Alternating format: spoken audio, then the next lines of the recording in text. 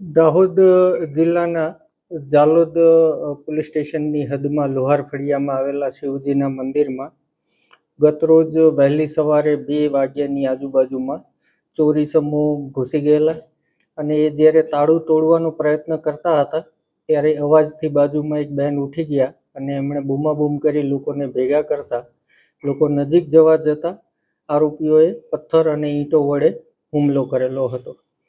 Night રાઉન્ડમાં રહેલા PSI માળીનાઓને ઘટનાની જાણ થતાં તાત્કાલિક ઘટના સ્થળે પહોંચી ગયા અને તેમણે ખૂબ બહાદુરીપૂર્વક એક ઈસમને પકડી લીધેલો અને અન્ય ઈસમ પાછળ જંગલ અને અંધારાનો લાભ લઈને નાસી ગયેલો. અને દાહોદ જિલ્લા પોલીસ છેલ્લા 14 મહિનાથી ડ્રોન ટેકનોલોજીનો ઉપયોગ કરી રહી છે.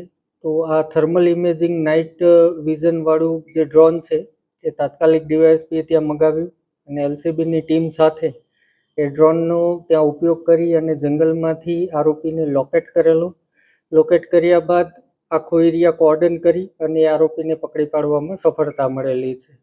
આ આરોપીઓ અગાઉ 70 જેટલા ગુનાઓમાં સંડોવાયેલા હોવાની હકીકત આરોપીએ જણાવી છે અને અગાઉ 2 રાજ્યની જેલમાં, ગુજરાત અને કર્ણાટકની જેલમાં પણ રહી આવ્યા હોવાની હકીકત આરોપી જણાવી રહ્યા છે.